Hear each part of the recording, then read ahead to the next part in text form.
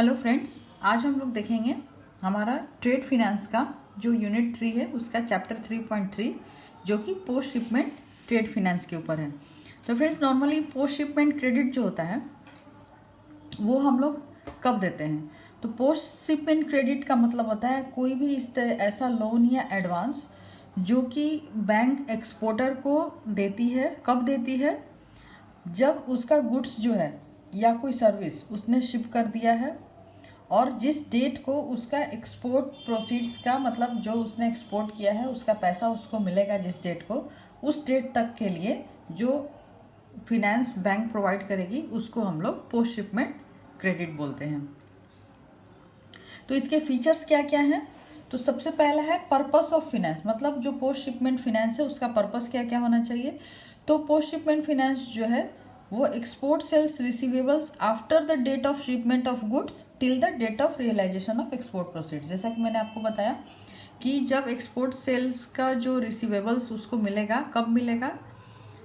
Shipment of goods से लेकर के date of realisation of export proceeds, उस बीच में जो उसको फिनेंस प्रोवाइड करेगी बैंक उसको हम लोग पोस्ट शिपमेंट फिनेंस कहेंगे।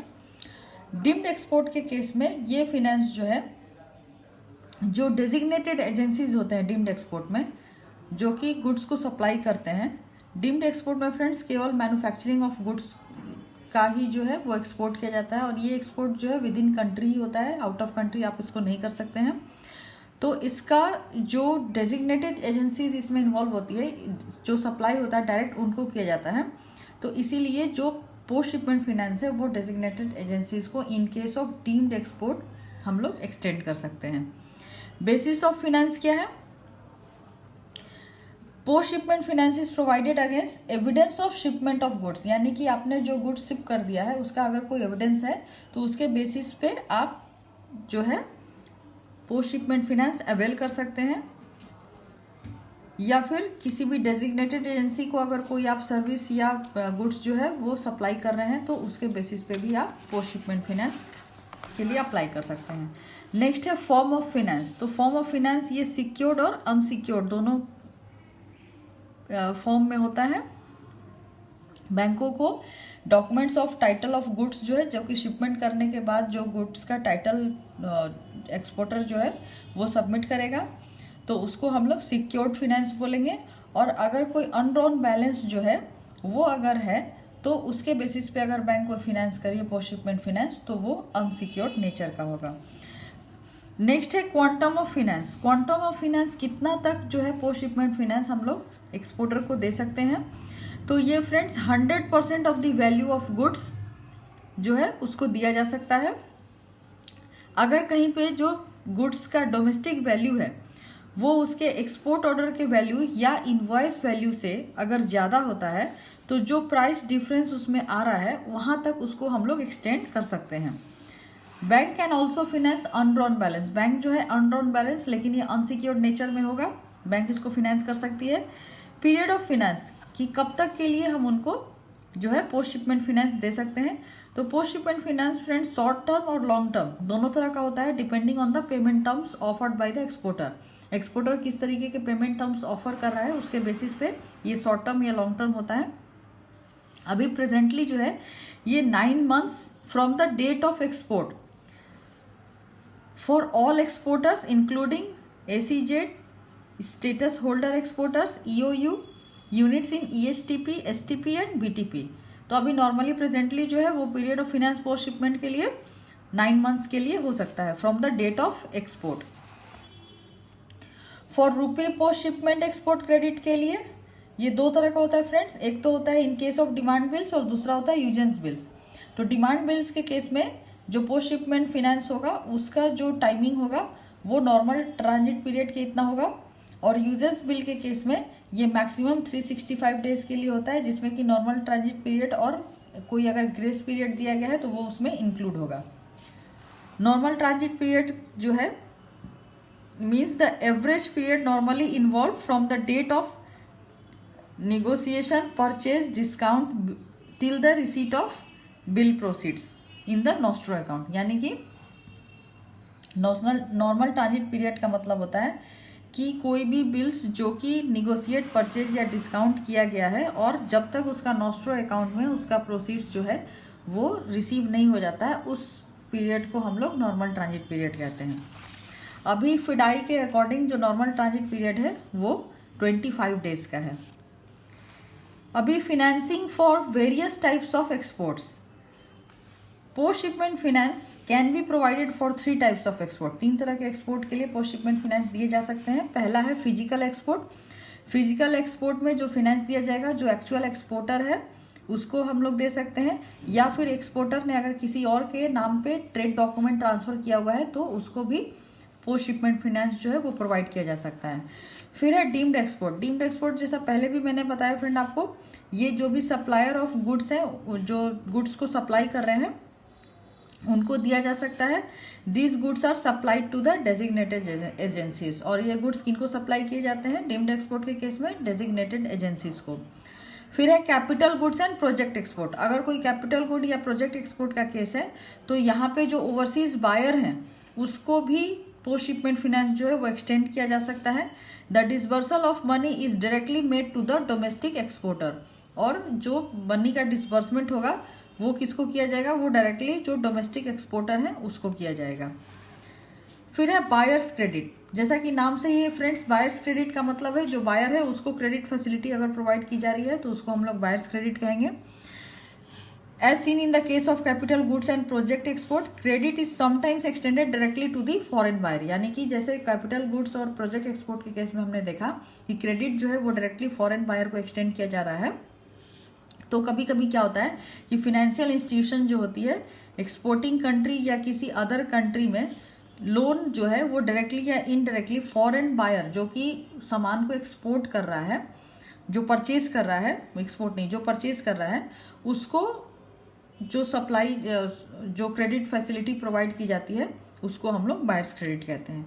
नेक्स्ट है सप्लायर्स क्रेडिट। सप्लायर्स क्रेडिट, इसको बहुत ध्यान से देखिएगा फ्रेंड्स, ये जो है सप्लायर जो होता है वो बायर को क्रेडिट फैसिलिटी जो है वो एक्सटेंड करता है इन देयर ओन नेम, उसको हम लोग सप्लायर क्रेडिट कहते हैं।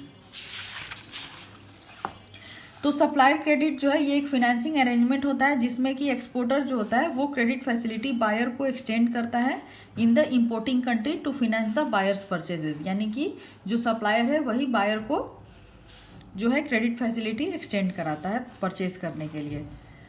फिर नेक्स्ट टॉपिक है हमारा types of post shipment finance. यानी कि पोस्ट शिपमेंट फाइनेंस के क्या क्या टाइप होते हैं। तो यहाँ पे 6 टाइप दिया हुआ है फ्रेंड्स। पहला है एक्सपोर्ट बिल्स को परचेज या डिस्काउंट करना, निगोशिएट करना, कोई भी एक्सपोर्ट बिल के अगेंस्ट में एडवांस देना जब वो कलेक्शन बेसिस में है या जब वो कंसाइनमेंट बेसिस में है, कोई भी एडवांस अनड्रॉन बैलेंस ऑन एक्सपोर्ट्स के बेसिस पे देना, या फिर अगर कोई गवर्नमेंट ऑफ इंडिया का रिसीवेबल्स है तो उसके अगेंस्ट में एडवांस देना। तो ये 6 जो है ये 6 के 6 पोस्ट शिपमेंट फाइनेंस में क्लासिफाई किए जाते हैं। तो चलिए हम लोग 1 बाय 1 करके देखते हैं इसको। तो सबसे पहले हम लोग देखेंगे कि परचेज या डिस्काउंटेड क्या है। तो फ्रेंड्स बिल्स जो होता है ये जो नॉन एलसी बिल्स होते हैं एक्सपोर्ट बिल्स, तो वो अगर डीपी एंड डीए यानी कि डॉक्यूमेंट अगेंस्ट पेमेंट या डॉक्यूमेंट अगेंस्ट एक्सेप्टेंस अगर होते हैं तो उसको हम लोग परचेज या डिस्काउंटेड बोलते हैं।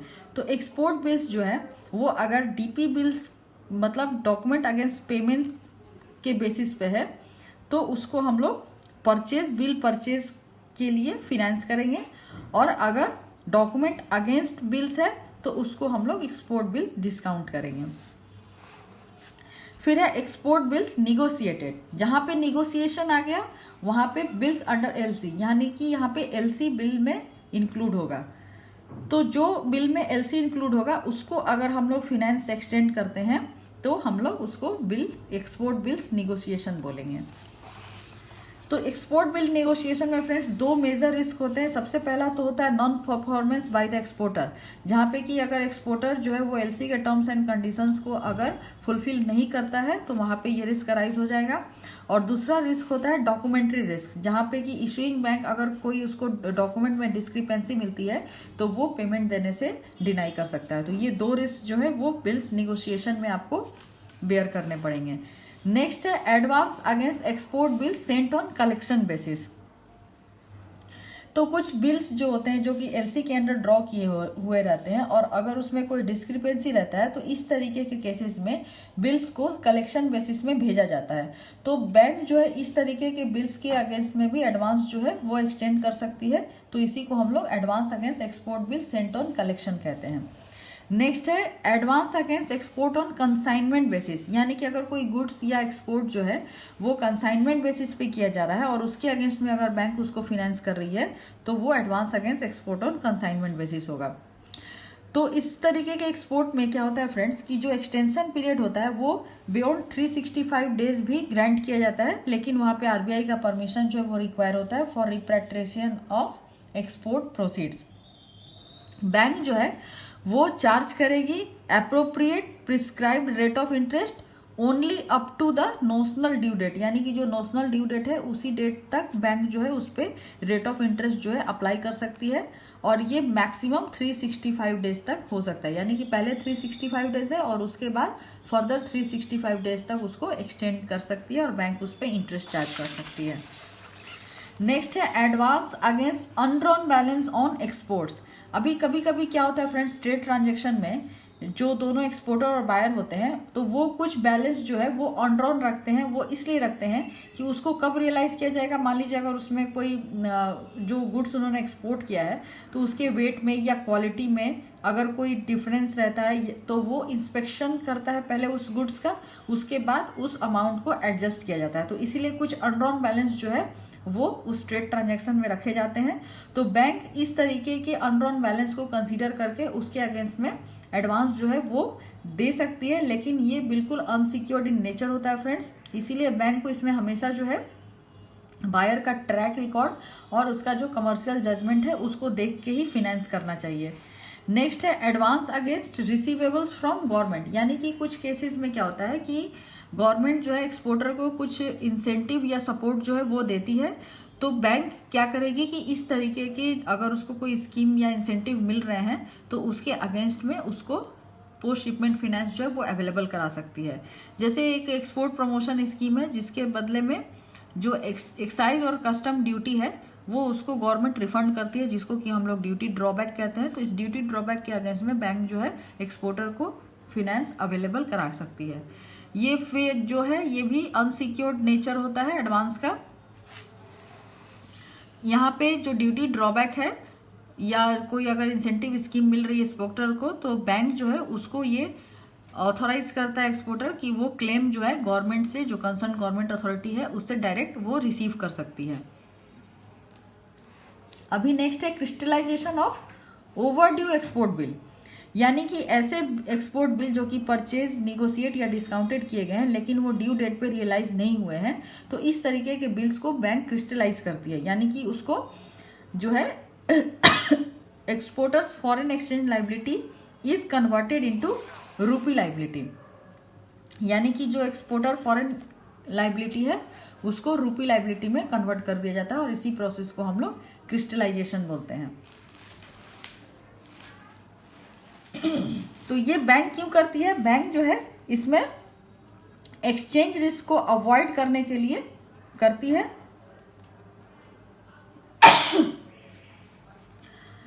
Authorise dealer shall apply its TT selling rate of exchange, और ये जो क्रिस्टलाइजेशन है ये authorise dealer TT selling rate पे जो है उसको चेंज करता है या कन्वर्ट करता है।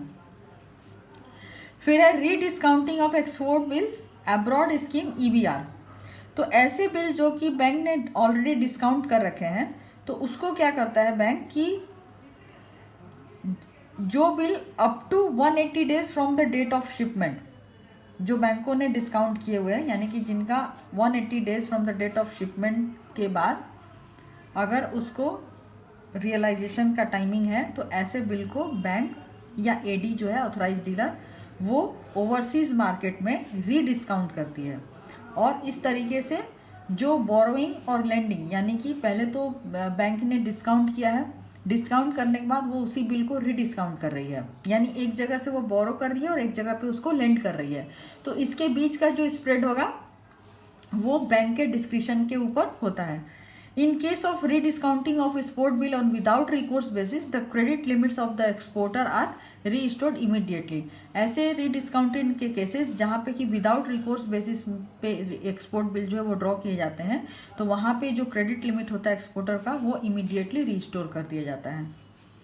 अभी ऑप्शंस फॉर एक्सपोर्टर, यानी कि एक्सपोर्टर्स के लिए क्या क्या ऑप्शन है pre post shipment trade finance में। तो यहाँ पे 3 तरीके का ऑप्शन है। पहला ऑप्शन है कि प्री शिपमेंट क्रेडिट और पोस्ट शिपमेंट क्रेडिट दोनों ही रूपी करेंसी में अवेल कर सकता है। दूसरा है प्री शिपमेंट रूपी में, और पोस्ट शिपमेंट जो है वो export bill rediscounting in foreign currency यानी ईबीआर फॉरेन करेंसी के रूप में वो उसको कर सकता है। और तीसरा है pre shipment in foreign currency यानी PCFC and post shipment under export bill rediscounting in foreign currency under EBR, यानी कि प्री एंड पोस्ट दोनों ही फॉरेन करेंसी में वो अवेल कर सकता है। तो फ्रेंड्स, इसी के साथ जो हमारा ये चैप्टर 3.3 है पोस्ट शिपमेंट फिनेंस के ऊपर यहीं खत्म होता है। तो आपको अगर हमारा चैनल अच्छा लग रहा है तो आप हमारे चैनल को लाइक करिए, शेयर करिए, सब्सक्राइब करिए। नेक्स्ट वीडियो में हम लोग नेक्स्ट टॉपिक के साथ मिलेंगे। तो तब तक के लिए keep watching our channel and thank you for watching this video.